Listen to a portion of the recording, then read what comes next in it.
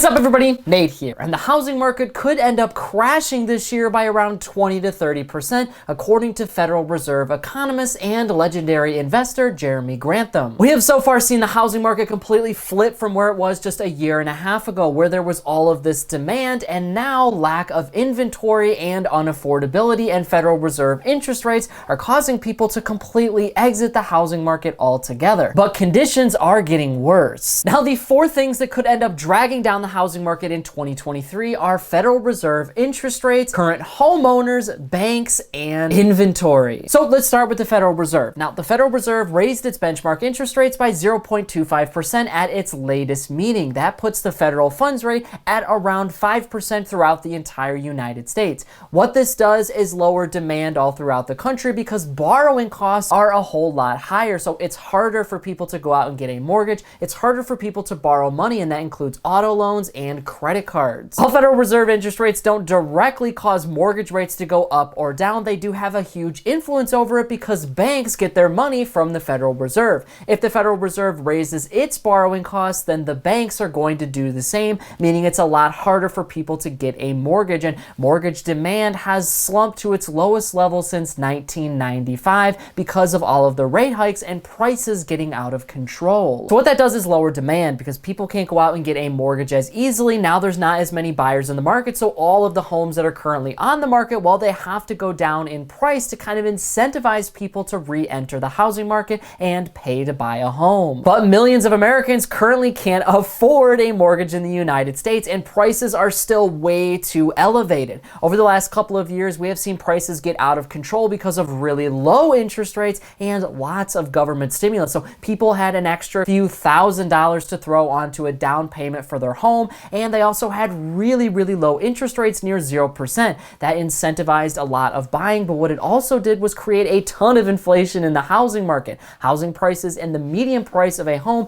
hit well over $400,000 at one point, as there was just so many buyers, but there wasn't that many homes on the market, which means there was huge demand but very little supply, so prices ultimately spiked. Now, the other major issue that could end up tanking the housing market in 2023 has a lot to do with banks. Banks have been facing a ton of trouble over the last few months, and this all stems from liquidity and, of course, the Federal Reserve raising their interest rate. This is now bringing on a credit crunch for banks. So basically what happens here is the Federal Reserve raises its interest rates and makes money really hard to come by. And what that does is affect a lot of assets all throughout the United States, a lot of things that banks are investing in, and a lot of things that banks have money in, like startups and other businesses. These businesses and startups don't make as much money, so they're not putting as much money into the bank, and that means the bank has a liquidity problem. And if the bank has a liquidity problem, that means it doesn't have a ton of money, but it also can't go to the Federal Reserve to borrow more money. What this could mean is banks don't offer as much credit. Their lending standards go way up because they want to be very careful who they lend money to. Ultimately, that is way less money going into the system, so mortgages are going to be even harder to come by for many Americans because the banks are getting very strict on who can actually get a mortgage. Over the last couple of years, banks incentivize people to get mortgages like crazy. You could put down as low as 3% on your down payment and still get a mortgage.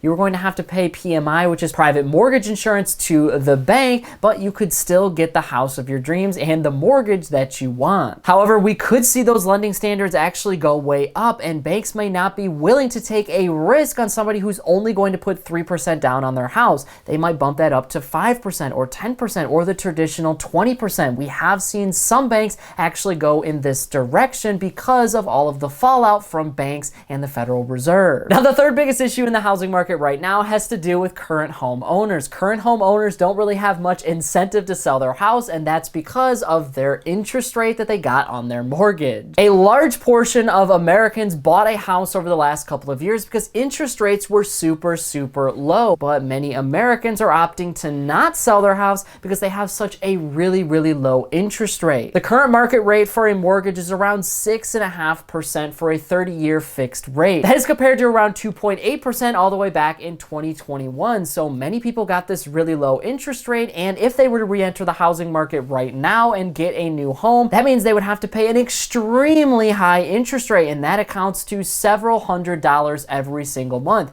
Many Americans haven't really made that much money, and the only reason they bought a house in the first place is because of low interest rates that made it really easy to get a mortgage and stimulus payments. All of that is gone now, so many Americans are sticking with the house that they have. In fact, 99% of mortgages right now in the United States are below the 6.5% mark. So we haven't really seen much growth in recent months of people getting new mortgages at these new rates. Either people are opting to not buy a home and continue renting or staying where they're at, or people who currently own homes are not selling. And that leads me to the final problem, inventory. The United States right now has around a 6 to 7 million home deficit, which means home builders are not creating new homes and people are not putting their homes up to sell. That's kind of creating a really interesting problem for the housing market because you have this lower demand, but because you have such low inventory, we haven't quite seen home prices crash just yet. Even though there is not that much demand in the housing market, there still is way too much compared to the inventory. During the pandemic, there was also a big push by real estate investors to go out and buy homes. So they kind of hoarded a lot of homes on the market, and that meant that they were going to make them rental units instead of for homes that people can actually buy. Some of those real estate investors have started to sell their home because they see that the entire market is kind of in a really strange spot right now. That has added to a little bit of inventory, but for the most part, real estate investors are hanging on to their houses right now. Now, real estate investors bought hundreds of thousands, if not millions of homes during this time, and that means that there is millions of homes less to go on the market for a regular single home buyer. Now, home builders did what they could during the pandemic to increase inventory. They wanted to build a lot more homes, but this was really difficult because of supply constraints, and the prices for building a new home skyrocketed, so people couldn't afford it. And even if somebody could afford it, well, the builder just couldn't get all of the materials in order to build a home, so it was taking way too long, and people didn't want to wait around that long. They didn't know how long interest rates were going to stay down for. Now, I do want to add a slight caveat to this to say that we saw in February home sales actually jump by around 15% as many people were jumping into the housing market for the first time. Part of the reason for that was FOMO, the fear of missing out. A lot of home buyers were seeing interest rates that could potentially go up even higher than where they are right now, and they wanted to get in a home before interest rates go up even more. And it looks like the Federal Reserve might keep raising its interest rates to bring down inflation and the prices of everything for the foreseeable future. So what you have in the housing market is pretty much no activity. You have no real demand, and then you also don't really have any inventory, and eventually this could outright crash the system. Federal Reserve interest rates and banks have made it really difficult for millions of people to get a home, but current home owners may end up losing their home if we see other economic conditions continue to worsen. Because the banks are facing a liquidity crisis, because people are starting to pull their money out, the stock market is really suffering, which means businesses are suffering and laying off hundreds of thousands of people. Well, if people lose their jobs, then how exactly are they going to be able to afford their home? They really can't. If we start to see a lot of layoffs, then we could also see a lot of foreclosures throughout the entire country. And if you couple that with really high interest rates and banks changing their lending standards so regular people still can't get a home even though the prices are going down,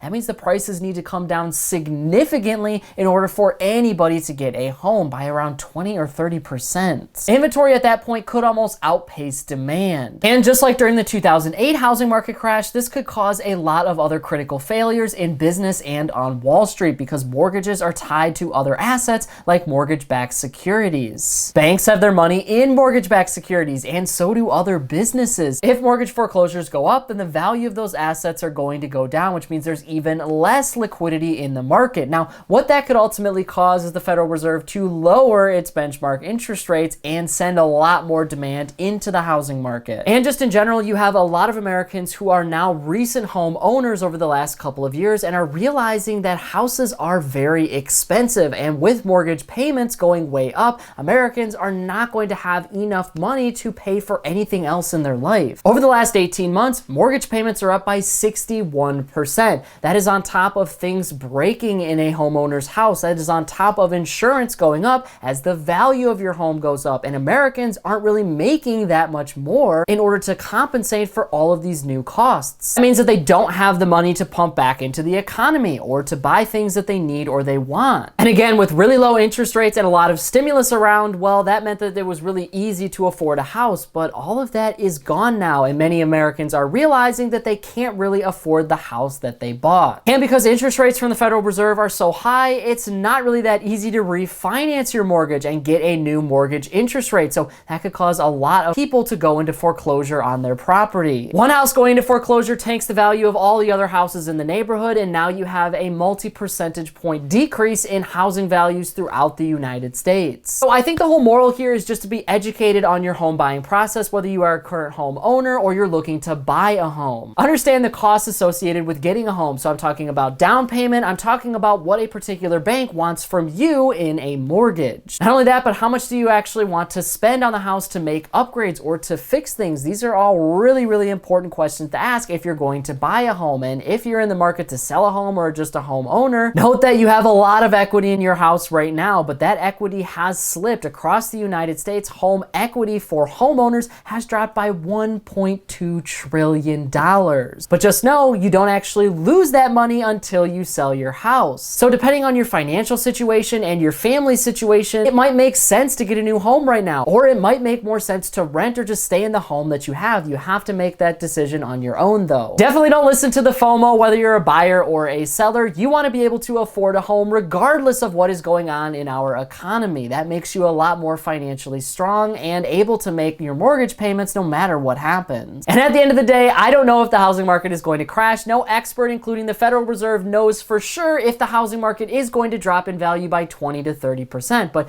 honestly, it doesn't matter. What does matter is that you are financially educated and up to date on everything that is happening in the business and financial world. If you want an easy way to do that 6 days a week, our team puts together a free daily newsletter, and you can subscribe to it by clicking the link in this corner right here. And if you want to stay up to date with me and everything else happening in the business and financial world, be sure to subscribe before you go. And if you want to know more about what's happening right now, I've got another video right there, so be sure to check that out before you go. That is it for me, everybody. Be kind out there, and I'll see you all in the next one.